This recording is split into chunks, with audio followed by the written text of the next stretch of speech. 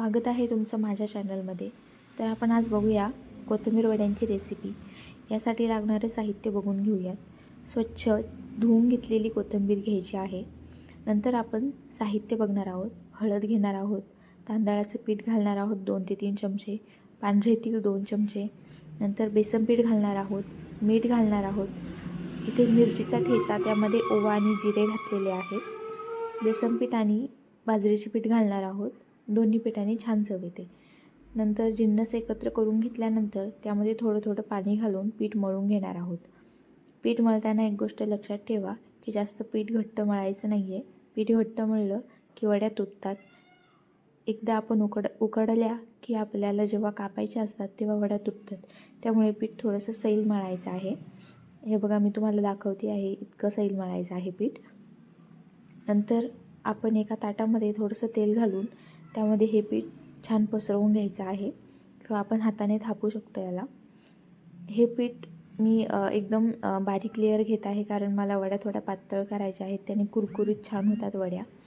तोपर्यंतच आपण एका कढईमध्ये पाणी गरम करायला ठेवले मी, आणि त्यामध्ये एक चाळणी ठेवली आहे। जेव्हा पाणी उकळेल तेव्हा त्यामध्ये आपण हे ठेवणार आहोत, आणि कमीत कमी 20 मिनटं आपल्याला हे उकडून घ्यायचे आहे। याने छान वड्या उकडतील, आणि नंतर आपण शॅलो फ्राय किंवा डीप फ्राय करू शकतो।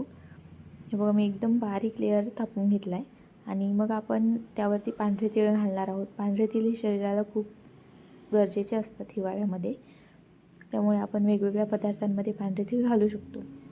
नंतर कढईमधले पाणी उकळले, आपण त्यामध्ये हे वाफळायला ठेवणार आहोत 20 मिनिटांसाठी। तोपर्यंत आपण रशीची रेसिपी बघूयात पुढे। भाजायला कांदे ठेवलेले होते।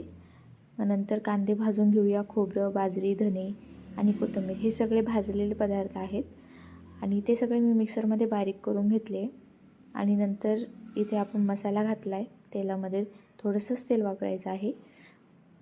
थोडंसं तेलामध्ये आपण मसाला छान परतवून घेणार आहोत। नंतर यामध्ये आपण मसाले टाकणार आहोत। यामध्ये किचन किंग मसाला आहे, हळद आहे, आणि घरी बनवलेला मसाला आहे। घरी बनवलेला मसाल्यामध्ये मिरची, धने, गरम मसाला हे सगळं आहे। थोडंसं जिन्नस घातला आहे। नंतर कोथिंबीर टाकली आहे। कोथिंबीर तेलात छान परतली तर छान दिसते।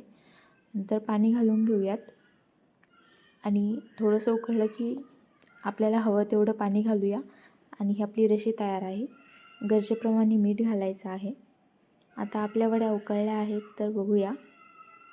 खूप छान उकडल्या आहेत। अशा उकडल्या की आपल्या वड्या उकडल्या आहेत असं समजायचं। असा कलर येईपर्यंत उकडायच्या आहेत, आणि आपण चाकूनही बघू शकतो हे। नंतर उलटणीच्या साहाय्याने मी हे कट करून घेत आहे। बघा किती छान एकदम पातळ लेयर झाला आहे वड्यांचा। आपली रशी उकळली आहे। आता आपण बघूया। मी दुसऱ्यांदा ज्या वड्या करणार आहे त्या मी वेगळ्या करणार आहे, थोड्याशा गोल राऊंडने, कारण ह्या एकाच वेळेस बऱ्याच होऊ शकतात। माझ्याकडे वेळ कमी होता म्हणून मी अशा केल्या आहे। आणि नंतर आपण एका कढईमध्ये तेल तापायला ठेवलं होतं, आणि आता त्यामध्ये आपण ह्या वड्या तळून घेणार आहेत। मी काही वड्या शॅलो फ्राय पण केल्या आहेत, पण अशा पण केल्या आहेत। ह्या खूप छान आणि कुरकुरीत होतात। मग आपण ह्या अशा वड्या तळायला थोड्या कुरकुरीत व्हायला वेळ लागतो, कमीत कमी 2 ते 3 मिनटं लागतातच। आपण हे छान तळून घ्यायच्या आहेत, आणि तळल्यानंतर आपण एका ताटामध्ये घेणार आहोत।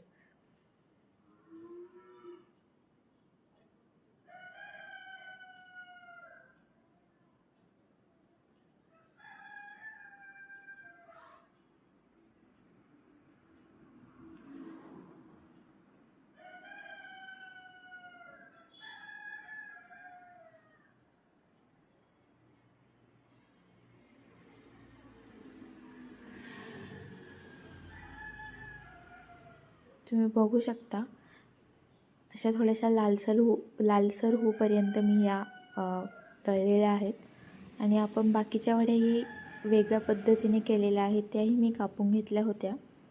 आणि हे बघा, मी सर्व वड्या तळून घेतलेल्या आहेत। किती छान दिसत आहेत। खूप कुरकुरीत आणि खमंग लागतात ह्या वड्या। रेसिपी नक्की ट्राय करा।